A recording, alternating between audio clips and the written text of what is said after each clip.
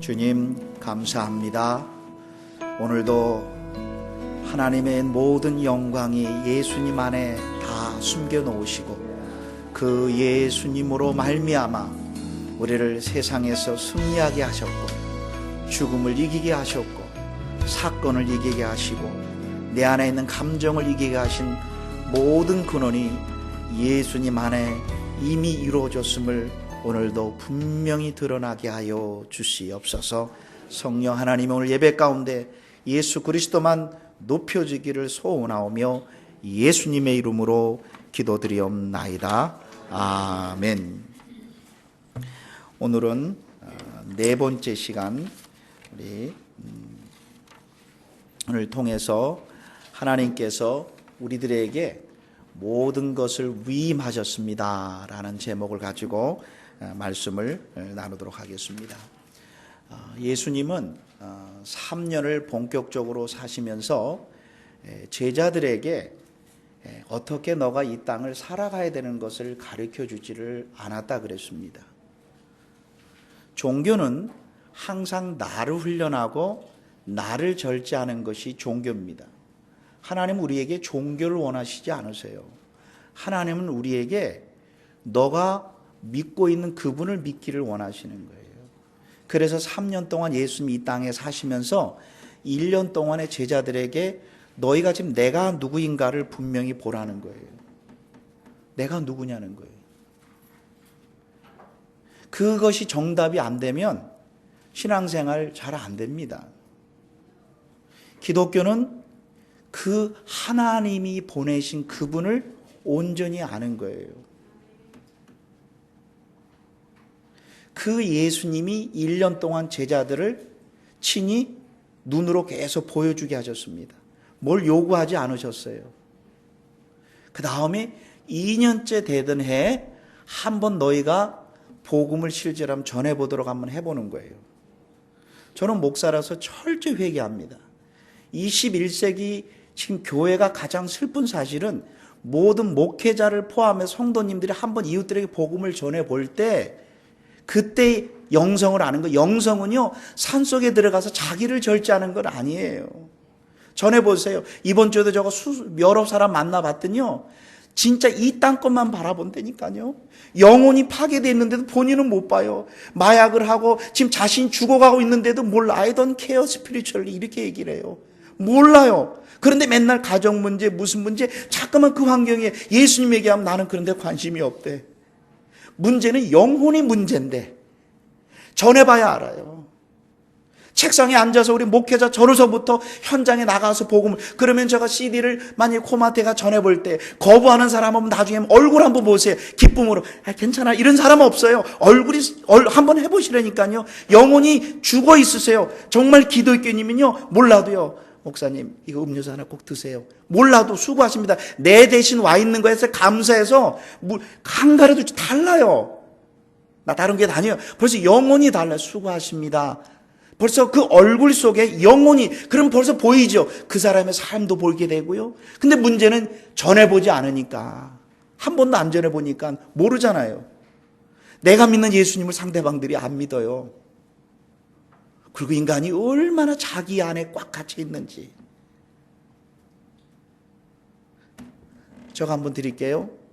사과를 제가 한 번도 먹어보지 않은 사람에게 사과가 맛있다고 100가지 글을 써놓으면 뭐예요? 자기가 한번 먹어보지 않으면 모르는 것처럼 기독교는 사과에 대한 글을 쓴 게 아니라 실제로 영혼에 대한 문제. 그래서 예수님 실제로 제자들을 한번 보내봅니다.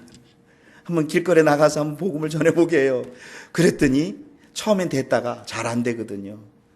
그래서 마지막 3년째 되던 예수님은 제자들을 특별히 불러놓고 얘들아 내가 누구인가를 분명히 알라고 특별히 집중적으로 11명에게 투자합니다. 근데 또 한 명도 실패했어요. 10명. 예수님이 3년 동안 한 것이 겨우 10명이에요. 질문합니다. How many of your church member가 이 땅의 기독교인의 가장 큰 이슈예요. 그럼 여러분들에게 가치가 돈이 아닌데 우리는 돈으로 사람을 평가하잖아요.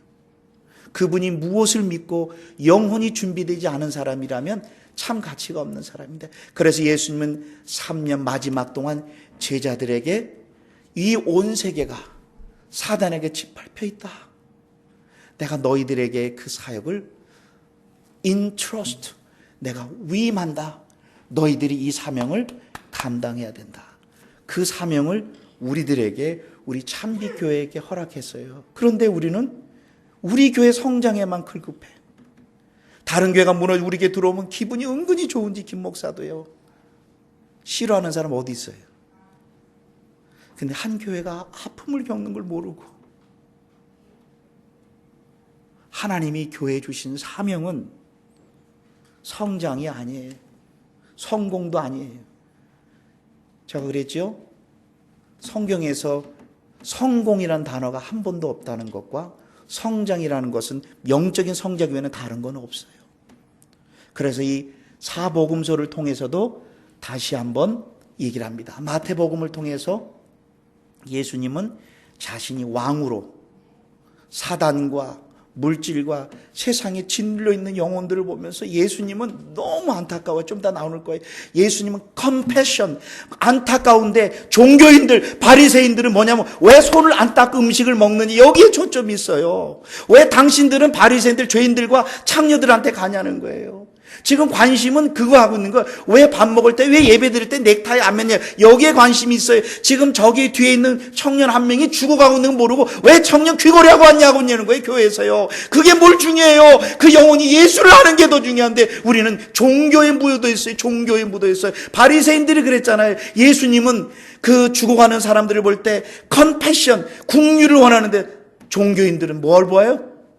왜 손 안 닦고 밥 먹냐는 거예요.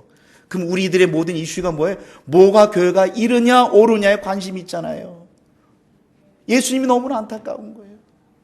그래서 그 예수님은 이 땅에 모든 인생이 죽어가고 있고, 마태복음에 보면 귀신에 사로잡혀서 영혼들이 다 썩어가고 있고 죽어가고 있는데, 내가 너희들의 왕이다, 나를 만나면 너희 영혼들은 살아나고 너희들은 놀라운 변화를 경험할 것인가 하면서 예수님이 이 땅에 왕으로서 오신 것을 선포하십니다. 마가복음에서는 예수님이 이 땅에 종으로 오셨어요. 종으로. 그래서 교회는요, 섬겨야 돼요.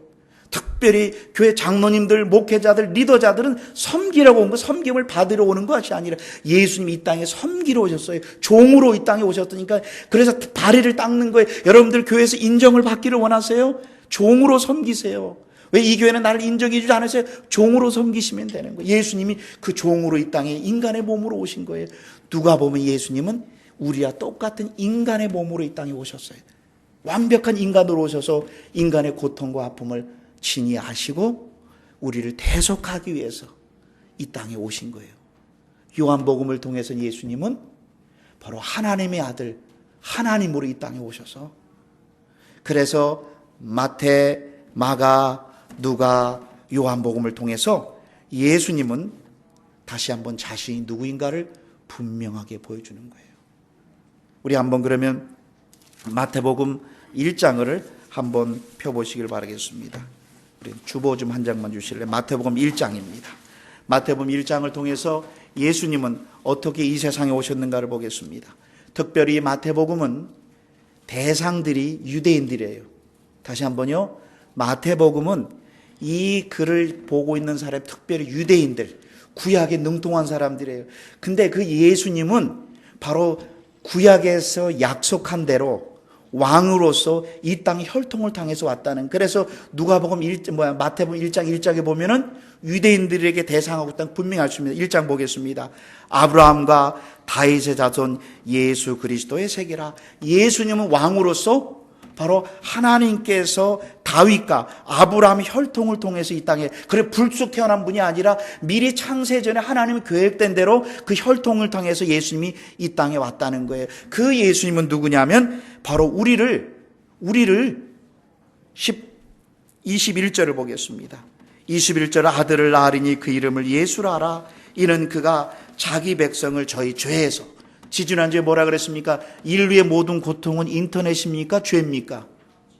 죄라는 거예요. 모든 고통은 이웃입니까? 죄입니까? 남편입니까? 죄입니까? 환경입니까? 죄입니까? 죄. 죄는 하나님을 불리하게 하고 하나님을 못 보게 하는 거예요. 그러니까 자기만 보게 되는 거예요.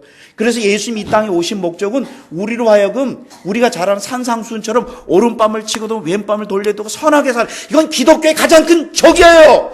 기독교를 그렇게 알고 있어요. 기독교는 피켓을 들고 모든 나쁜 것을 대항하는 것처럼, 선을 이끄는 것처럼. 그럼 기독교의 전적인 반대예요. 기독교는 그거 아무 상관없어요. 기독교는 먼저 처음부터 마지막 우리가 어떻게 살 것인가에 관심이 없어요. 예수님을 바로 알아야 삶이 나오는 거예요. 만약 여러분들이 바르게 살아보세요. 아이고, 누굽니까? 바리새인들. 바르게 사니까는 못 사는 창녀들 가지고 뭐라 그러잖아요.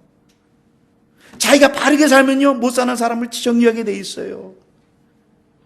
그러면 교회에서 도덕이나 선이나 가지고 좋은 걸 깨면 교회는 매일 싸우게 돼 있어요. 나는 바른데 교회 직분자라는 사람이 왜 저래 하면서 왜 자꾸만 행동을 보니까요. 그래서 교회는 예수 전하지 않으면 해결책 방법이 없어요. 사람 훈련해보세요. 돌을 닦아보세요. 돌을 많이 닦은 사람과 안 닦은 사람 순서가 정해져요.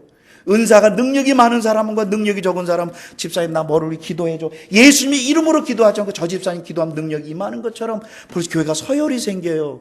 이거는 복음이 아니에요.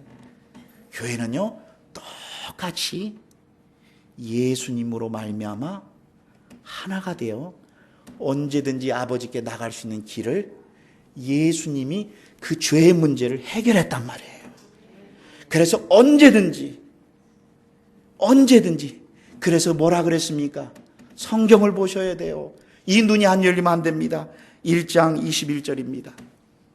그 아들을 낳으리니 이름을 예수라 하라. 다 같이 읽겠습니다. 시작. 그가 자기 백성을 저희 죄에서 뭐예요? 다시 한번. 예수님이 땅에 왜 왔어요? 구원이라는 것은 우리가 구렁통에 있다는 전제예요. 사단에게 짓밟혀 있다는 거예요. 그 원인은 죄 때문이에요. 죄는 하나님과 분리해요. 하나님을 못 보니까 자기 눈에 보이는 거, 예수님이 주예요. 그래서 환경이 주가 되는 거예요. 그래서 교회가 이 죄의 문제는 반드시 나중에 하겠지만 예수님을 통해서 이루어졌다는 거예요. 그리고 여러분들이 늘 얘기를 합니다. 시커먼 거, 빨간 거. 이 성경은 우리가 어떻게 살 것인가 아니라 창세기서부터 요한계시록까지 장로님이 얘기하신 거 뭐에 대해서 기록했다고요? 이것은 누구를 위해서 기록한 거라고요? 우리를 위해서 기록한 거예요? 아니면 예수님에 대해서 기록한 거예요?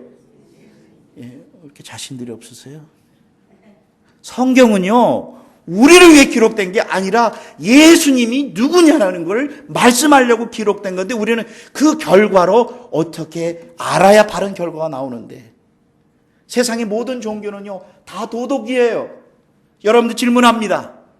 불교 인구가 불교 다니는 사람들이 부처를 믿습니까? 부처의 가르침을 믿습니까? 가르침을 믿어요. 모슬렘, 알라 믿는 사람, 모슬렘들이 알라를 믿지 않아요. 알라가 가르친 가르침을 믿어요. 그러나 우리는요, 기독교는요, 가르침을 먼저 믿는 게 아니라, 산상수를 믿는 게 아니라 그분을 믿는 거예요. 그분이 하나님이시고 만물의 통치자. 나는 어려울 때 그분을 믿는 거예요. 그분을요. 그래서 그분이 믿고 그분을 나를 너무나 사랑하니까 그분의 가르침을 따르게 되는 거예요. 이게 기독교의 본질인데, 성경을 아무리 강해해서 본 성경을 해도 인간은 문 밖에 나서버리면 싹 잊어버리고 환난 앞에 간단해요. 환난이란 폭탄이 떨어져 봐야 그때 인간이 얼마나 연약하다는 거. 그리고 매일매일 예수님을 알아야 된다. 그래서 그래서 오늘 다 찾을 수 없지만 구약, 특별히 마태복음을 보면 선지자들이 예언한 대로 예수님이 다 순서대로 오시는 거예요. 한번 볼까요? 아까 본 대로 22절입니다.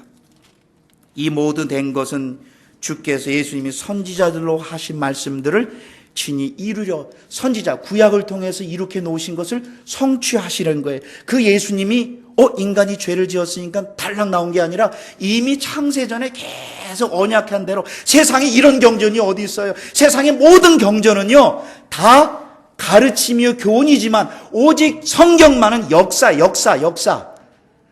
속에서 하나님 어떻게 역사를 끌고 하는가. 그래서 세상이 아무리 뒤집어져도, 온 세상이 무슬림으로 뒤덮여도 여러분 눈 하나 꼼짝하지 마세요. 하나님의 계획과 관점으로 보면 덮여도, 내가 죽어도 하나님의 창조와 계획 속에 있는 거예요. 하나님의 역사지 사람의 역사 아니에요. 기독교는 그분을 믿는 거예요. 내 자녀가 어렵고 힘들고 내 환경이 어려워도요, 우리는 그분을 믿는 것이지 환경을 믿지 않아요. 오늘도요. 바로 예수님이 어떻게 하셨다고요? 말씀 이루어요. 그분이 오신 거예요. 23절입니다. 보라, 처녀가 잉태의 아들을 낳으리니 그 이름을 임마누엘 아니라. 이를 번역하면 예수님이 이 땅에 오셔서요, 우리와 함께 내 안에 함께 하시기 이 땅에 오신 거예요. 근데 우리는요, 예수님 하면 죽은 다음에를 믿음으로 천국으로만 인도하는 가이드만 생각해요. 가이드가 아니에요. 예수님이 이 땅에 임마누엘, 우리와 함께 함으로. 그래서 근데 그 임마누엘 하나님은, 예수님은 이미 선지자들로부터 다 예언되었다는 사실이에요. 그 예수님은 또한 이 땅에서 2장에 넘어가시면 그분은 이 땅에 오신 이후에 바로 그 선지자들의 말씀을 그대로 성취하시는 거예요. 그러면서 이 글을 받는 대상이 누구라 그랬죠? 유대인이라 그랬어요. 유대인 그리스도인들. 그 예수님이 구약의 성취대로 순서대로 정확하게 이랬다. 어느 날 차를 타고 가는데 어머니 저에게 질문을 해요. 목사님, 왜 예수님이 예루살렘에서 태어나지 않으시고 베들레헴에서 태어나셨어요? 그러더라고요. 그런데 갑자기 로마의 왕을 하나님의 마음을 움직입니다. 갑자기 움직여서 내 휘하에 있는 모든 나라의 백성들은 고향에 가서 호족을 등록하라는 거예요. 근데 딱 한 번밖에 없어요. 역사상 한 번이요. 예수님이 태어날 때. 예수님은 구약 선지자의 예언대로 예루살렘에서 태어나야 돼요. 베들레헴 마구간에서 태어나야 돼요. 예? 그러면 99가지 예수님의 성취가 다 맞았는데 한 가지 실수해가지고 예수님이 예루살렘에서 태어났어요. 그러면 성경 전체가 다 틀린 거예요. 실수할 수도 있지. 사람은 실수할 수 있어도요, 예수님은 정확하게 마구간에서, 베들레헴에서. 이 말은 뭐예요? 예수님은 역사의 왕으로서 성경은 잠언해 버렸습니다. 논두렁에 뚝은 사람이 움직이지만 왕의 마음은 누가 움직이는 거예요? 하나님이 하는 거예요. 김일성 마음, 김정일 마음 다 본인이 하는 것 같지만요, 하나님이 주권에 있는 거예요. 우리는 그거를 믿는 거예요. 그래서 예수님이 이 땅에 어떻게 오셨습니까? 5절을 보세요. 2장 5절입니다. 가로되 유대의 베들레헴이니 이는 선지자가 이렇게 기록된 바, 또 유대 땅 베들레헴아 너는 고을 땅에 가장 작을지라도 내게서 한 다스리는 자가 나와서 내 백성을 목자가 되리라. 우리들의 목자가 된다는 거예요. 근데 이것이요, 미가서 예언을 하셨어요. 그러니까는 성경은 우리들의 교훈책이 아니라 창세기서부터 요한계시록까지 오실 예수님을 계속 기록하는 거예요. 그걸 보는 거예요. 뭐 좀 다 찾을 수 없지만 15절을 보겠습니다. 헤롯이 죽기까지 거기 있으니 이는 주께서 선지자, 구약의 말씀을 말하죠. 말씀하신 바 애굽에서 내 아들을 불렀다. 예수님이 벌써 구약을 통해 호세아서에서 애굽으로 피할 것이라고 미리 예언했는데 그대로 했어요. 또 그 다음에 또 볼까요? 17절을 보겠습니다. 성경은 간단해요. 복잡하지 않아요. 기도하시고 보세요. 그러면 하나님은 자신을 계시하신다니까요. 그러면서 보겠습니다. 17절, 이에 선지자 예레미야 하신 말씀에, 그래서 그가 슬픔을 당할 것이라고 얘기합니다. 그 다음에 23절입니다. 나세렛이라는 동네에 와서 이는 선지자로 하신 말씀을 나세렛 사람이라 칭하심을 이루려 하심이니라 라고 하고, 3장 1절에서 바로 저는 선지자 이사야로 하신 말씀하신지라 광야에 외치는 자의 소리가 있어 가로되 너희는 주의 길을 예비하라. 벌써 이사야서를 통해서 예수님 오기 전에 요한이라는 사람을 통해서 길을 예비할 것이라고 그 일이 성취되는 거예요. 요한이 뭐 했습니까? 요한이 와서 바로 예수님이 누구인가를 분명하게 말씀하고 있습니다. 그 예수님은 바로 11절을 보겠습니다. 그 예수님은 누군지 아시겠습니까? 나는 너희를 회개케 하기 위해 물로 세례를 주거니와 내 뒤에 오시는 이 예수님은 나보다 능력이 많으시니 나는 그의 신을 들게 감당치 못하겠노라. 그는 성령과 불러 너에게 세례를 주시니, 그분은 우리들에게 성령을 부어주셔요. 여기입니다. 이겁니다. 오늘날 기독교의 가장 큰 약점이 뭐냐면요, 성경을 100번 읽어도요, 저를 봐주세요, 이겁니다. 성경을 100번 읽어도요, 성경을 몰라요. 이게 신비예요.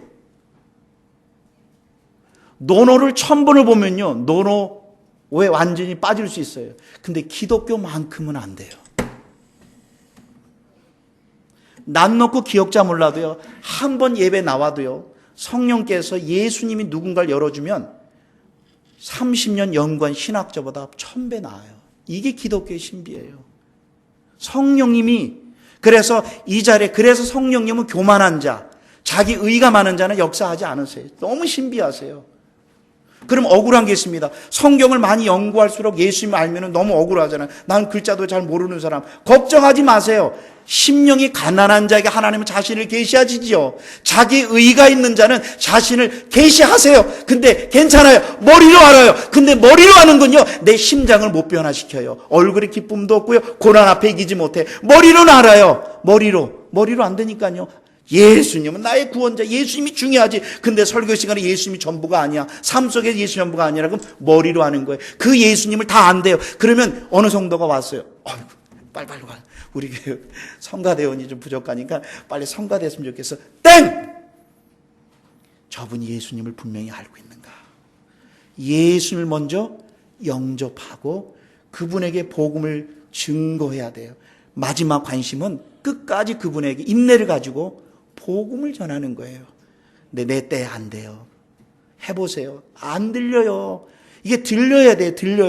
그 들리는 방법은 주일날 겸손하시고, 주님, 저는 죄인입니다.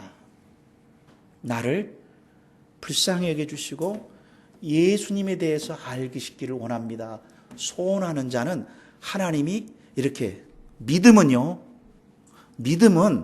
연구하고 노력으로 되는 게 아니에요. 믿음은 들으면서 나는 거예요. 이 듣는 순간 성령께서 예수님에 대한 확증을 주시는 거예요. 그게 신비예요. 근데 뭐를 듣느냐? 바로 그리스도의 말씀, 복음, 예수님이 우리의 구원자이고 모든 것임을 열려주실 때 그분에 대해서 우리가 더욱더 알게 된다는 것입니다. 그러면서 예수님은 바로 이 땅에 오셔서 다시 한번 자신이 누구인가를 보여줍니다. 3장 16절입니다. 예수께서 세례를 받으시고 곧 물 위로 올라오실새 하늘이 열리고 하나님의 성령이 비둘같이 내려 자기의 임하심을 보더니 하늘로서 소리가 있어 가로되, 다 같이 읽겠습니다. 시작. 이는 내 사랑하는 아들이요 내 기뻐하는 자라 하시니라. 즉 예수님이 이제 3년 동안 모든 걸 마무리하시고 이제 본격적으로 이제 사역을 시작할 때 첫 번째 성경에 기록한 목적은 하늘에서 성령과 비둘기가 성령이 열리면서 하시는 하늘 음성이 들리는데, 그 음성이 뭐냐면 너희가 이제 보고 유대인들이 알아야 될 그 예수님이 누구냐는 거예요. 뭐라 그랬습니까? 하나님이 하늘에서 예수님 뭐라고 선포했어요? 그는 하나님의 아들, 다른 말로 하면 그 예수님, 곧 인간의 몸을 갖고 오신 하나님, 바로 주지라는 사실을 성경이 선언하시고, 바로 누가 선언해요? 하나님이 벌써 다시 한번 우리들에게 선포하시는 거잖아요. 성경은 그걸 기록한 거예요. 그러면 4장에 와서 예수님은 사단에게 시험을 당하시면서 우리가 지금 당하는 고통, 고난, 염려, 사단에 오는 온갖 질병과 온갖 고난을 예수님이 친히 무찔리시고, 그 예수님이 우리의 왕으로서, 그래서 여러분들 시간 되시면 시간이 되시는 게 아니라 읽어보셔야 합니다. 마태복음 쭉 읽어보면 전부 다 병 중에 최고 많이 병 들린 사람이 귀신 들린 사람들이에요. 우리가 얘기를 하는 것처럼 마귀가 들어서 검은 옷 입고 그런 귀신이 아니라, 귀신 들려 사단에게 짓눌린 영혼들을 계속 보여줍니다. 보세요. 그 영혼들에게 예수님이 오셔서 왕으로서 이미 그를 승리하셨어요. 그래서 예수님을 믿음으로 말미암아 우리들도 사단에게 끌려가는 인생이 되지 않는다는 사실을 친히 보여주고 있다는 사실입니다. 그러면서 예수님은 4장에 가서 제자들을 12명을 선택합니다. 이게 오늘 핵심입니다. 우리 교회가 만약 이거 준비하지 않으면 정말 기쁘지 않아요. 우리 성도님들 정말 부탁합니다. 교회 부흥을 소원하시면, 부흥 이루고 나면 우리 성도님들 우울증 걸리세요. 할 게 없어요. 그건 핵심이 아니에요. 영혼을 살려야 돼, 영혼을요. 그렇지 않으면 교회는 의미가 없는 거예요. 예수님이 자신의 본격적인 사역을 시작합니다. 성령의 기름을 통해서 하나님 아들, 근데 첫 번째 하신 일이 뭔지 아세요? 아이고, 지지리도 못난 12명의 제자를 선택합니다. 잘난 사람이 하나도 없어. 유일하게 딱 한 사람이 있어요. 조금 도시 출신이고 똑똑한 가룟 유다만 조금 똑똑한 사람이고, 나머지는 다 어눌어눌한 거예요. 자기도 컨트롤 못해. 얼마나 컨트롤 못하느냐? 예수님이 사마리아라는 지역을 지나갔어 그랬으니까 예수님 못 지나가게 합니다. 그랬더니 뭐라 그래? 요한이라는 사람, 요한복음을 쓴 사람이요, 요한계시록 쓴 사람이 저런 나쁜 놈들이야 이렇게 얘기하잖아. 하나님 불을 내려 싹 죽여버리래요. 어휴, 세상에. 그 사람이 무슨, 어떻게 생각해보세요. 사람 인간적으로 보니 베드로가 가장 나쁜 놈이에요. 3년 동안 그렇게 했는데 과감하게 도망가잖아요. 또 도망가도 내가 사실 알았지만 아니라 3번 부인하잖아요. 그게 우리들의, 그 베드로는 우리들의 모습의 그림자로 보여주는 거예요. 우리는 연약한 거예요. 성령이 역사에만 그 예수님을 알게 되고, 그래서 예수님이 12제자를 선택해서 목표를 주었습니다. 가난한 자에게 국수를 삶아줘라. 배고픈 자에게 옷을 주라. 학교를 지어주고 그들에게 문화를 통해서 그들을 도와주라. 다 맞지만 예수님이 12제자를 선택하신 이유는, 이게 잃어버리면, 교회는 방향을 잃어버리면 큰일 나는 거예요. 교회가 안정이 되어 가면 교회는 큰일 납니다. 교회가 평화로우면 교회는 끝장이에요. 그건 좋은 교회 아니에요. 예수를 믿었는데 고난이 없다면 그 사람 구원받은 사람 아니라니까요. 교회가 안정돼가고 평안하면 좋은 교회가 아니에요. 여러분들도 마찬가지예요. 목사님 이상한 거 하네.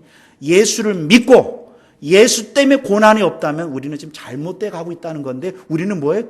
잘 되고 있대. 모든 게 잘 되니까. 성경은요, 예수를 믿고 그 생명 되신 예수님을 전하면 핍박이 당연히 오게 되는데 핍박 안 당하잖아요. 예. 복음을 안 전하니까. 뭐 합니까? 건물이 커지고 예산이 많으면 뭐 합니까? 땅 사야죠. 건물 져야죠. 맞아, 져야 돼요. 그러나 그게 핵심이 되면 교회는 큰일 납니다. 우리 교회는 안정적이 돼요. 아니에요.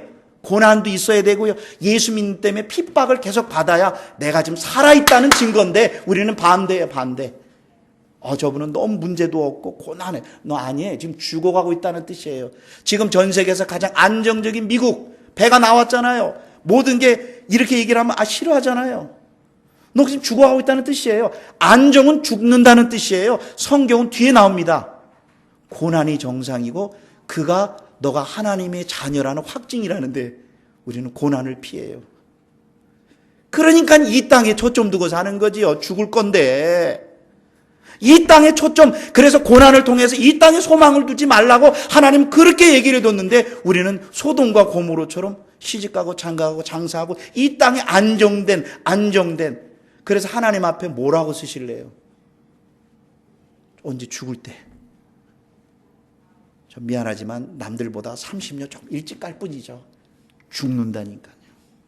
그러면 멋지게 살아야죠. 멋지게 산다는 것은 푸른 초원에 집을 짓는 거 아니고, 우울증 걸려요. 푸른 집에서 집 지면요. 정말 우울증 걸려요.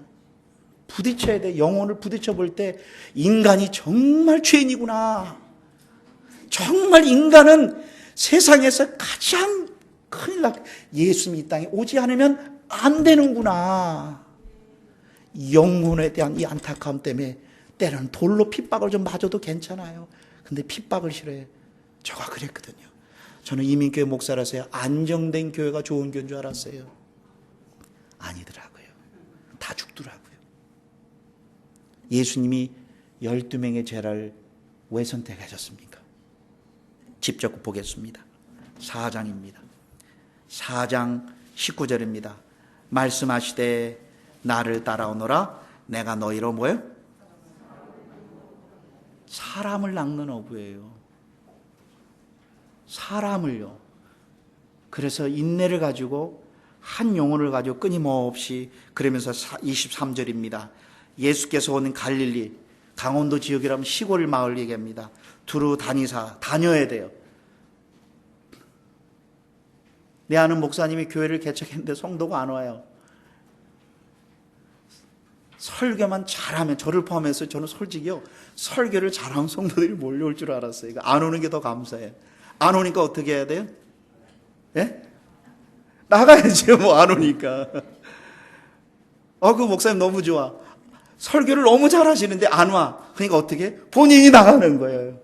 나가면서 놀라운 하나님의 은혜를 경험하는 거예요. 근데 교회 개척했는데 지금 몇 명이가 아니라 그분은 가슴이, 심장이 뛰어요.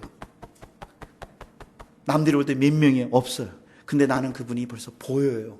그 심장이 뛰잖아요. 영혼들, 교회가 증인이 해야 되겠다는 것과 예수를 전해서 증인이 돼야 될 것, 지금 가슴이 뛰잖아요. 저도 배불러 보세요. 저도 안 나가요. 안 나가도 몰려오는데 뭘. 그럼 죽는다는 그 뜻이에요. 우리가, 하나님이 우리를 부르신 목적은 사람을 낚는 어부가 되게 하시게 하셨고, 예수는 설교를 잘해서 몰려오게 하지 않고 청중을 붙여놓고 설교를 잘해서 몰려오게 하지 않고 어떻게 했습니다? 다 같이 읽겠습니다. 예수께서 온 갈릴리 두루 다니사 저희 회당에서 가르치며 천국 복음, 예수님이 우리의 모든 것임을 전파하시며 백성 중에 모든 병과 악한 것들을 고치시며, 그 다음에 마태복음 5장, 6장, 7장에서 가서는 산상수훈, 왕국 백성이, 하나님의 자녀가 어떻게 살아야 될 삶의 도덕 규칙법을 주십니다. 이건 우리가 그리스도인들이 어떻게 살아야 되는가 하면서 8장을 넘어가겠습니다. 8장에 가면서 예수님이 이제 본격적으로 이제 나가서 제자들과 함께 나갑니다. 그런데 8장 2절을 보겠습니다. 한 문둥병자가 나옵니다. 5절을 보겠습니다. 8장 5절에요. 예수께서 가버나움에 들어가시니 한 백부장이 나오는지라 가르쳐 주여 내 하인이 중풍병 걸린 사람이 나옵니다. 그 다음에 14절을 보겠습니다. 예수께서 베드로의 집에 들어가시니 그의 장모가 열병으로 누워있는 것을 가르칩니다. 그러면서 사람들이 16절을 보겠습니다. 온 세상이 지금 이렇게 지금 썩어가고 있고 죽어가고 있는 거예요. 산상수훈 이후에 예수님이 나가보니까 지금 모든 사람들이 육신의 병, 근데 다 성경은요, 특별히 귀신 들린 병, 온 사람들이 죽어가고 있는 거예요. 그 사람들에게 떡을 주면 무엇을 의미하겠습니까? 아니라는 거예요. 그러면서 16절입니다. 저물며 사람들이 귀신 들린 자를, 사단에게 짓밟힌 자를 말하는 거예요. 많이 데려오시고 예수께 오거늘 예수께서 말씀으로 귀신들을 쫓아내시고 병든 자를 다 고치시며, 이는 선지자 이사야 말씀하신 대로 우리 연약한 것을 친히 담당하시고, 병을, 그 예수님이 이 모든 것, 우리가 이 땅에 당하는 모든 짐을 그분이 담당하시러 이 땅에 오신 거예요.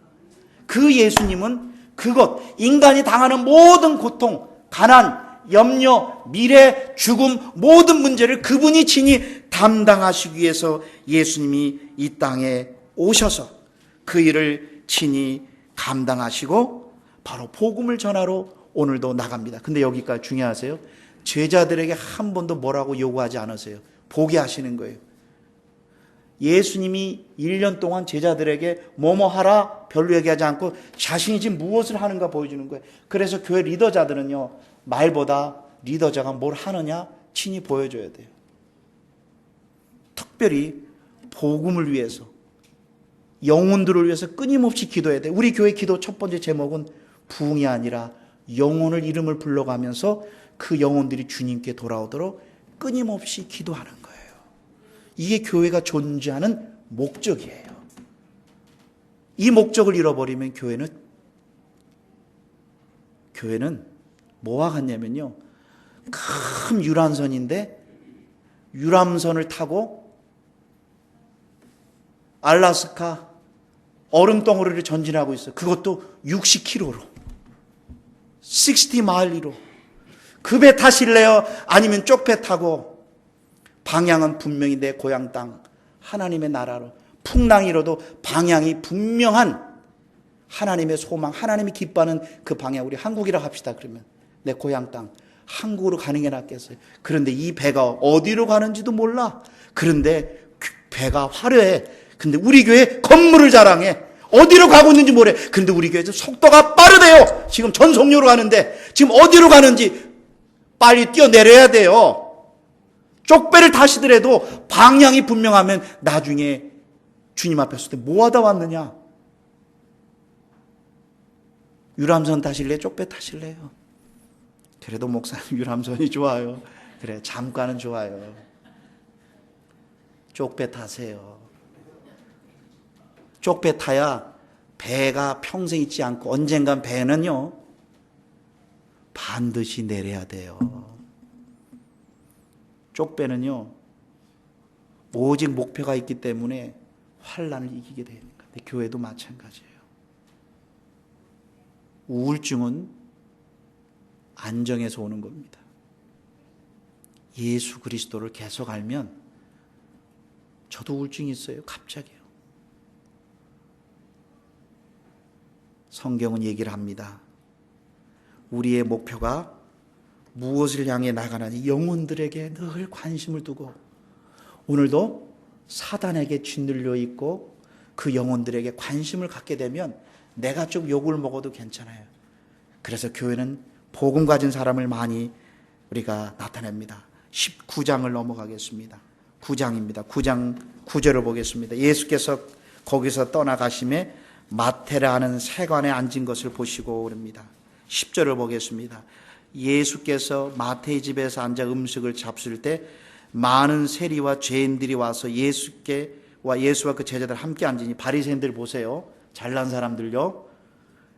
바리새인들이 보고 그 제자들이 이르시되 너희는 어찌하여 선생은 세리와 죄인들과 함께 식사하느냐, 이런 겁니다. 자신들이 바르게 사니까요. 그때 예수님이 뭐 말만 하면 늘 꼬투리 잡아. 그게 바로 누구냐면 외부가 아니라 교회에 있는 아는 짓는 사람들이 그럴 수 있다는 거예요. 교회 오래 다닐수록 조심하셔야 돼요. 그 교회 오래 다닌 경력이 교회를 아프게 할 수 있는 도구가 되세요. 조심하셔야 돼요. 복음에 초점 두지 않으면 경력이 나를 이기게 하는 거예요. 그러면 안 됩니다. 교회는요. 오직 한 방향만 나가야 돼요. 가보겠습니다. 예수께서 12절 이르시되 건강한 자에게는 의원이 쓸데없고, 건강한 자는 누구냐? 바리새인들, 너희들 말하는 거예요. 의인은 쓸데없고 병든 자에게 하냐? 너희는 가서 내가 긍휼을 원하고 제사를 원치 아니하라 하신 뜻이 무엇인지 배우라. 내가 의인을 부르러 온 것이 아니라 죄인을 부르러 온 것이다. 이 말은 뭐냐면, 우리 하나님은 이렇게 예배 드리는 것도 중요하지만 오해하지 마세요.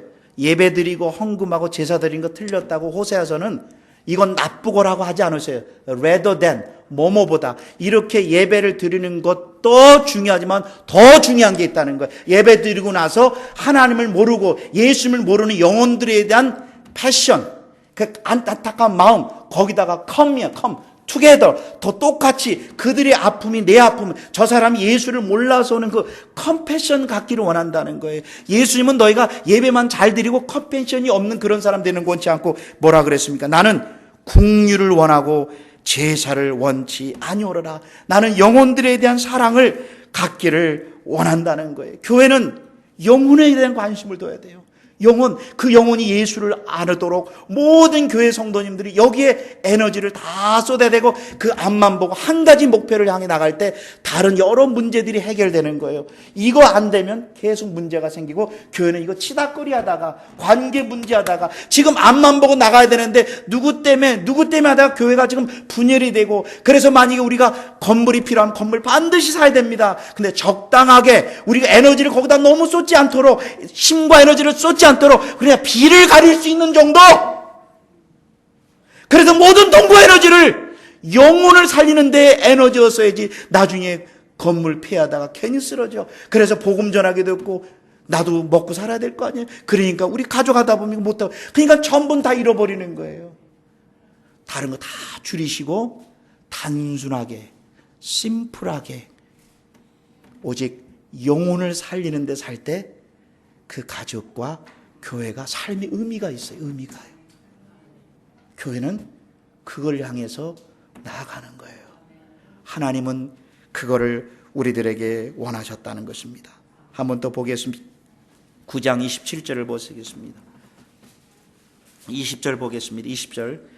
12의 혈류증을 앓는 여자가 나옵니다. 27절에 예수께서 거기를 떠나 가라세 또 뭐예요? 두 소경이 나옵니다. 32절 보세요. 저희가 나갈 때 귀신 들려 벙어리 된 자 계속 나옵니다. 지금 교회가 뭐 해야 돼요? 지금 이렇게 계속 보입니다. 지금 인류 죄로 말미암아 고통당하는 이 세상을 안 보이냐는 거예요. 교회가 뭐에다 에너지를 쏟아야 돼요? 뭐 하고 계시는 거예요? 예수 믿고 천국 간다고요? 거기에 머물러 있으면 나중에 혼나세요. 하나님 앞에요. 지옥 가지는 않지만은 지금 에너지를 거기다 쏟으면 안 돼요. 나 안정됐다고 기뻐하시면 안 돼요. 지금 눈을 들어 보세요. 눈을 들어보면 추수할 것이 너무나 많다는 거야. 눈을 안 들어보면 안 보이는 거예요. 저는 내가 얘기했잖아요. 달라스 와서 보니까 도넛 하는 사람 정말 많더라. 그래서 갈 때마다 쇼핑몰 갈 때마다 습관이 생겼어요. 집사님들이 하도 도넛 얘기하니까 목이 좋다고 해야 잘 된다 그래서 하다 보니까 저도 전문가가 됐어요. 그래도 때론 전화하고 싶어. 집사님 여기 정말 잘 될 것 같아. 북쪽이 어딘데? 그러고 싶은 마음이 생겨요. 전문가가 되더라고요. 나도 보는 게 맨날 도넛만 보여. 야, 여기다가 진짜 목이 좋다. 가는 길 오는 길 너무 좋고.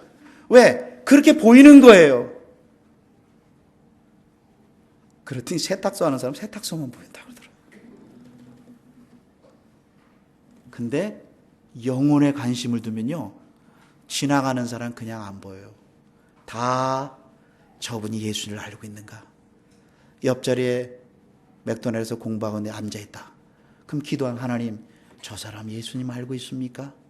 만약에 모른다면 오늘 내가 그분에게 복음을 전할 수 있는 기회를 주시고 마음을 열어주시고 서로 대화 가운데 함께하여 주옵소서 기도하고 있습니다. 그런데 옆자리 사람이 그럽니다. 너 지금 거기 있는 조그만 냅킨 좀 하나 줄래? 찬스지요. Yes. 냅킨 주면서 대화하고 가는 거죠. Oh, you look at the Bible. Yeah, I'm Christian. Do you know about Jesus? Yeah, sometimes going to church. click! 쉐어링 하는 거죠. 계속. 믿든지 말든지. 전도지를 주고 그가 믿는가 안 믿는가 주님께 우리 모든 관심을 영혼에가 두면 왜 이렇게 영혼들이 많은지요.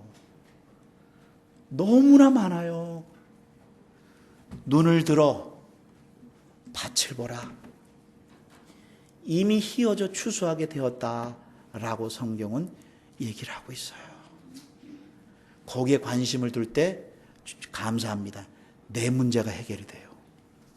정말 치료가 돼요.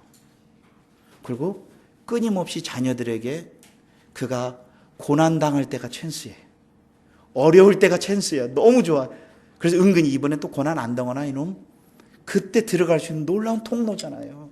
그 전까지는 안 들어요. 그러니까는 항상 부모가 관심을 갖고 그 영혼들에게 가는 거예요. 35절을 보겠습니다. 예수께서 모든 성과 촌에 두루, 여기서도 뭐 한다고 두루 어떻게 한다고요? 다니사 저희 회당에 가르치며 천국 복음을 전할세. 또 여기서 모든 병과 모든 악한 것을 고치니 다 같이 읽겠습니다. 시작.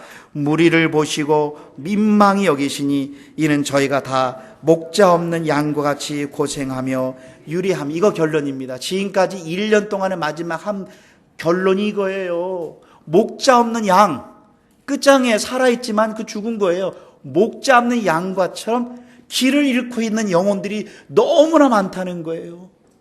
예수님은 그걸 보신 거예요. 뭐합니까? 여기서도 컴패션, 민망이라는 것은요, 컴패션, 영혼들에 대한 안타까움이에요. 저분을 지금 우리 교회 등록하는 게 핵심이 아니라 저 영혼이 예수님을 알아야 된다는 것, 우리 교회가 지금 부흥됐다는 게 아니라 예수님을 계속 끊임없이. 저는 학생들 한 명 한 명 기도합니다. 뭐 하겠습니다. 좋은 대학 가서 좋은 결혼, 그렇게 기도 안 해요. 처음부터 마지막 기도 한 가지예요. 하나님 예수를 더 깊게, 더 분명하게 알게 하여 주시옵소서. 그게 우리 모든 기도예요. 그 기도 하나님이 가장 기뻐하는 기도라는 거예요. 마지막 1장에서 이게 바로 딱 1년째 되는 겁니다. 1 years. 예수님이 지금 마지막 결론 3년 가운데 1년 동안 보니까 사람들이 다 귀신과 병과 아픔과 고통에 온 세상이 있어요. 그 예수님이 마지막 세상을 바라보는 관점도 우리도 그런 관점으로 세상을 바라봐야 된다. 다시 읽어가 읽겠습니다. 무리를 보시고 민망히 여기시니 이는 저희가 목자 없는 양과 같이 고생하며 어디로 가야 될지 길을 모르는 인생이 있다는 거예요. 그러면서 마지막 이제 1년, 2년째 접어들 때 부탁합니다. 제자들에게. 우리 교회에 부탁하는 거예요. 이에 제자들이 이르시되 추수할 것은 많다고요? 다시 한번 읽겠습니다. 추수할 것은 많다고요? 많대요. 내가 아시는 목사님이 이민 와서 개척교회 하다가 너무 힘들어서 사모님이 여보 한국 가서 좀 쉬었다 오세요 그랬어요. 공항에 딱 도착하니까 하는 말, 아이고 이렇게 한국 사람이 많네, 전도할 사람이 많네라 그러더래요. 여기도 너무 많아요. 눈을 들어 추수, 익은 곡식들이 많다는 거예요. 그 다음에 보겠습니다. 추수하는 것은 많은데 뭐가 적어요? 일꾼, 복음 전하는 자가 적다는 거예요. 근데 다시 한번요. 이미 나를 좀 쉽게 가면 나를 잡아먹으세요. 나 좀 데려가세요. 내가 지금 영적으로 힘들어. 나에게 좀 복음을 전해주세요. 좀 나를 좀 살려주세요. 이런 사람이 많은데 911에 있는 경찰관하고 소방서가 없어. 구해주지를 못해. 지금 온 세상 사람들이 아우성 치는데 소방관이 없네. 오늘날 똑같은 추수할 것은 많대 일꾼이 적다 그래. 그래 기도하라는 거. 그러므로 우리 기도 제목이 뭐야 됩니까? 추수하는 주인 하나님에게. 근데 그 하나님을 자신을 어떻게 표현한다고요? 그 하나님은 추수하는 주인이라는 거예요. 주인에게 보내요. 추수할 일꾼들. 그래서 저도 기도 제목입니다. 하나님 복음 전도자를 보내주세요 라고 기도했습니다. 새벽마다 우리가 뭘 기도하겠습니다. 하나님 아버지 우리가 50명에서 100명, 100명에서 150명, 200명 하나님 전진하게 해주시고 그래서 성들은 날로 성장하는 괴가 되게 하여 주어 이게 부흥사들에게 하나님 믿습니다. 그래서 대봤자 내 의만 드러나고 나올 사람 나오고 안 나올 사람 안 나오고 뭐 계속 들어오니까 뭐 계속 관심 없어요. 왜 계속 전진해 나가는 거예요. 그래서 우리 교회 이렇게 부흥됐다. 그래서요. 나중에 하늘날 가서 몰매 맞을 거야 하나님 앞에. 영혼이에요. 영혼. 그래서 마태복음 4장 19절 추수 예수님이 우리를 어떻게 불렀다고요? 사람을 낚는 어부를 부르고 딱 1년을 지나고 난 이후에 예수님이 드디어 제자들을 한번 프랙티컬 한번 드디어 보내봅니다. 이미 실패할 거 아셔요. 이미 쓰러질 거 아세요. 너희가 준비되지 않았다는 거 깨닫게 하셔요. 쉽게 얘기하면 이거예요. 많은 사람들이 부정적으로 봅니다. 코마트 나가 전도 주는 거 별 효과 없어요. 솔직히 그렇게 생각처럼요. 근데 나가면서 오는 그 하나님 축복이 너무나 커요. 맞아요. 안 나가본 사람 따집니다. 특별히 맞아요. 특별한 거 없어요. 그냥 나가면 하나님이 한 사람 한 사람 준비된 영혼을 만나게 하세요. CD를 듣고 우울증 걸린 사람, 정말 고통 가운데 있는 사람 CD를 듣고 회복하는 일이라 우리는 모르지만은 나갈 때. 그래서 1년 전하고 지금하고 마음이 많이 담대해졌어요. 진짜 달라요. 이렇게 가면서 하나님께서 처음은 힘들지만 효과로 너무 보지 마세요. 나가보면 하나님께서 그 축복을 주세요. 나가면 정말 하나님께서 진짜 나가면요. 어저께도 저녁 얻어 먹었어요. 전혀 예상치 못한 분이 목사님 식사하시라고. 그분도 대접한보다 하나님의 마음으로 음료수도 이게 하나님 함께해서 저는 안 먹었지만 대신 다른 분 주면서 그 가족이 순댓국 실컷 많이 먹었을 거예요. 너무 맛있게 먹었을 거예요. 너무 기쁜 거예요. 나가보시면 하나님이 예비된 추수할 일꾼을 만나게 해주셨어요. 드디어 10장에 가서 1년이 지난 다음에 여기 땅 드디어 예수님이 제자들을 보냅니다. 한번 볼까요? 10장 1절. 예수께서 그 12 제자들을 부르사 더러운 귀신을 쫓아내며 모든 병과 모든 악한 것들을 고치는 권능을 주시고, 다 주셨어요. 예수님만. 그러면서 나가라고 합니다. 나가면서 9절을 보겠습니다. 너는 전대나 금이나 음이나 동이나 가지지 말라는 거예요. 내가 공급해 주겠다는 거예요. 내 대신 나갔으니까는, 너는 내 대신 나갔으니까는 너의 죽고 사는 문제도 내가 맞아요. 우리가 나갈 때 어떻게 할까? 저 두려웠어요. 성격이 그러니까. 혹시 이 가운데 정말 사람들에게 한번 나가보세요. 하나님이 함께 하신다니까요. 안 나가보면 미리 힘들어져요. 나가보면, 그래서 의외로 전도를요, 소심한 사람이 더 잘할 수도 있어요. 한번 소심한 사람이 변하면요, 그냥 막 나가게 되는 거예요. 그 다음에 어떻게 했습니까? 하나님이 함께 하겠다는 거예요. 그러면서 11절이 중요합니다. 아무 성이나 촌에 들어가거든 그 중에 합당한 자를 찾아내어 거기를 떠나기까지 거기서 머물러. 하나님 정말로 준비된 영혼들을 만나게, 우리 교회 기도하셔야 돼요. 하나님 모두가 다는 아니지만 정말 복음을 위해서 헌신할 수 있는 준비된 영혼들을 하나님 보내주시옵소서라는 기도가 성경적일까요? 아닐까요? 성경적이에요. 어떻게 보면 아느냐? 38절에 나왔잖아요. 9장 38절. 추수하는 주인의 청하여 추수할 일꾼들을 모아낸다고요? 추수할 일꾼들을 보내주셔서 그 주인들, 그 사람들과 같이 복음을 전하러 우리가 나가는 거예요. 그래서 그 준비된 영혼을 잘 훈련하는 사람이 또 다른 사람을 훈련. 사도 바울이 빌립보 지방에 갔을 때 누구를 준비해 주셨죠? 빌립보 지역에 갔을 때. 빌립보 지역의 첫 번째, 사도 바울이 첫 번째 전도 여행, 유럽으로 갑니다. 기도하고 와 있는 가운데 저 아시아 쪽으로 복음을 전하려고 막 기도했는데 환상 가운데 저 유럽 쪽 사람들이 환상이 보여 유럽에 도착을 했어요. 도착하자마자 사람들이 몰려오면서 무릎 꿇고 우리 좀 데려가세요라가 아니라, 아니 하나님의 분명한 음성을 듣고 빌립보 지방에 딱 도착했는데 뭐예요? 모든 사람들이 나와서 사도 바울을 환영하는 게, 피켓 들고 있는 게 아니라 귀신 들린 여자가 저 사람은 하나님의 사람으로서 하나님의 왕국을 절할 사람이라고? 아이, 귀신 들린 여자 그 얘기를 하는 거예요. 귀찮아 사도 바울 그냥 지나갑니다. 아이, 진짜 우리 말로 재수없게 자꾸만 복음 전하러 왔는데 저 사람이 말이야, 우리 예수 믿는 사람이 얘기되는데 귀신 들린 사람이 사도 바울로 하여금 복음을 전할 사람이다 라고 하는 거예요. 자꾸만 귀찮게 하니까 일로 와. 나사렛 예수 이름으로 명하노니 너 속에 있는 악령아 나가라. 그러니까 이 여자가 점을 못 치는 거예요.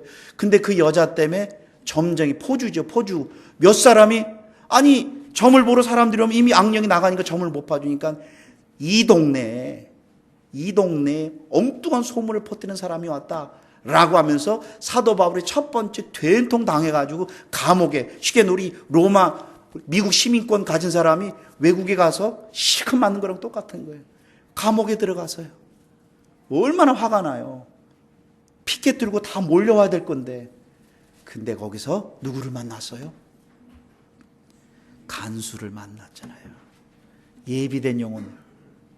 그 다음에 빌립보에 도착을 했는데요, 회당이 없어. 기도할 곳이 없어요. 그래, 조용한 내읍가 가서 거기서 기도하려고 그러는데 여자들이 와 있네. 그래서 사도 바울이 복음을 전했어요. 그런데 모든 여자들이 은혜 받았어요? 아니에요. 그 중에 조금 옷장사, 포목장사하는 아줌마죠. 오늘날로 말하면 포목장수 아줌마가 예수 믿고, 그래서 빌립보 교회가 세워졌어요. 우리의 예상치 모르게 예비된 영혼을, 그래서 하나님 예비된 리더잖아, 예비된 영혼들 하나님 만나게 하여 주옵소서라고 하면서 복음을 담대히 나가라고 합니다. 근데 잊지 말라, 어려움을 당할 것이다. 어려움을 당할 것이다. 그래서 예수를 전하면 예수님이 핍박을 받은 것처럼 우리도, 그래서 핍박 당하는 것이 정상이고 핍박 안 당하는 게 이상한 거. 좀 이상하, 잠깐만요. 말을 다시 정리. 핍박 당하는 게 정상이고 핍박 안 당하는 게 비정상이에요. 성경적으로 보면요. 왜? 생명을 전하니까 사람들이 싫어하는 거예요. 어둠은 싫어합니다. 그래서 여기서 말하는 제자들은 교회를 말하는 거예요. 교회는요, 항상 핍박을 받아야 정상이에요. 예수 때문에. 근데 투기해서 교회 가서 사람들이 욕먹는 그런 핍박 말고요, 예수님 전하는 것 때문에, 예수님 강조하는 것 때문에 핍박받는 걸 말하는 것이지 다른 것 때문에 말고요. 카페트 색깔 때문에 서로 싸워서 부딪히 이런 거 말고, 이런 핍박이 아니에요. 내분이라는 거예요. 내분 말고 예수님 때문에 핍박을 당할 것이다. 그때 잊지 말라. 내가 무엇을 말해야 될지. 이 말은 뭐냐면 전도자로 나간다면 하나님이 함께하고 분명히 말까지도 내가 너에게 주겠다라는 거예요. 한번 보겠습니다. 21절에 있습니다. 20절입니다. 20절. 말하는 이는 너희가 아니라 너희 속에 말씀하시는 자 곧 너의 아버지 성령이시니라 라고 하십니다. 그러면서 예수님을 24절, 25절 읽겠습니다. 제자들이 그 선생과 같고 종이 그 선생과 같지 아니하는다. 집주인이 바알세불이라 칭하였거든. 이 말은 뭐냐면 예수님이 귀신을 쫓아내니까 귀신의 왕을 힘입어 귀신을 쫓아낸다라고 막 예수님을 그렇게 책망했습니다. 그때 내가 이렇게 고난 당하는 것처럼 하물며 그 집 사람들이냐, 너희들도 그렇게 모욕과 핍박과 억울한 일을 당할 것이다. 그러나 26절 다 같이 읽겠습니다. 한 절만 읽겠습니다. 시작. 그런즉 저희를 뭐하라고요? 두려워하지 말라는 거예요. 다 보고 있다는 거예요. 너희는 전파하라는 거예요. 그러면서 28절, 저는 너무너무 감사해요. 이거 읽으니까 막 순교까지도 막 생각하는 각 떠올라서 주님, 저는 아직까지는 아닙니다. 저는 일부러 눌렀습니다. 저는 아직. 근데 28절 보세요. 다 같이 읽겠습니다. 시작. 몸은 죽여도 영혼을 능히 죽이지 못하는 자를 두려워하지 말고 오직 몸과 영혼을 능히 지옥에 멸하는 자를 두려워하라. 아멘. 헷갈리죠? 이 말입니다.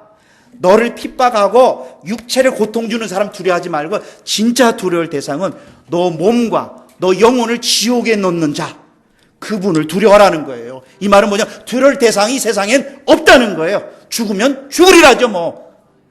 그러면 우리 두 자녀가 어떻게 보고 살아갈까? 아빠가 예수를 위해 순교했다면 그 자녀는 팽팽거리고 살까요? 나중에 갔다가도 내가 이러면 안 되지, 순교자의 자식인데 안 됐어, 그 집은 일찍 갔어. NO! 누가 그 함부로 그 가정을 판단합니다. 하나님이 그 가문을 판단할 건데. 두려워할 대상은 그러면서 두려워하지 말라는 거예요. 그러면서 우리가 너무나 잘하는 구절, 우리 성도님들이 너무 좋아하는 것, 참새 2마리가 떨어지는 것도 새총을 사서, 저는 이거 볼 때마다 생각나는 거 있어요. 어느 날 보니까 친구들하고 시골에서 지나가다가 막 쥐가 여러 마리 있어요. 그래서 돌을 잡았어요. 그래서 싹 던져 진짜 돌에 맞아 죽었어요. 이야, 얼마나 신기한지. 그것까지도 하나님이 역사해야 된다는 거예요. 성경은요. 참새 2마리가 떨어지는 것도 하나님이 역사하지 안 떨어지는 것처럼 너희 머리카락까지 세신다. 하물며 너희일까 보냐. 너희는 참새보다 귀중한 존재라. 두려워하지 말라, 이겁니다. 바로 전도 나갈 때 핍박과 고난이 있을 거지만 머리카락이 샌다. 두려워하지 말라. 고난이 있을 거지만 두려워하지 말라. 저가 길게는 하지 못하지만 그 다음에 내가 너에게 평화를 준 곳이 아니라 검을 주러 왔다. 혹시 오해하지 마세요. 며느리와 시아버지가 서로 싸우고요. 엄마와 아빠가 서로 싸우고 분리된대요. 이거 성경이 뭐야? 예수님 우리에게 평화를 주러 온 게 아니라 검을 주러 왔대. 그러니까 쉽게 얘기하면 예수님은 가정 파괴범인 것 같아, 느낌이요. 성경을 그런 식으로 보면 안 돼. 여기서 말하는 그 성경, 복음은 분명히 갈라놓는다는 거예요. 심지어는 부모까지도, 이 말은 부모와 갈라지는 게 아니라 영적인 것과 영적인 갈라진다는 거예요. 그걸 말하는 것이지 가족을 분리한다는 뜻이 아니라 그처럼 복음은 모든 걸 분명하게 해준다는 거예요. 그걸 말하는 거. 오해하지 마세요, 성경 구절을. 그러면서 얘기를 합니다. 너희가 이제 마지막 결론 40절로 하고 마치겠습니다. 너희를 영접하는 자는 복음 전도자를 말하여 예수님을 영접하는 것이요, 예수님을 영접하는 자는 나 보내신 하나님을 영접하는 거예요. 그래서 세상에서 가장 무서운 사람이 있어요. 누굴까요? 세상에서 가장 무서운 사람. 복음을 전했는데 픽 하고 던져요.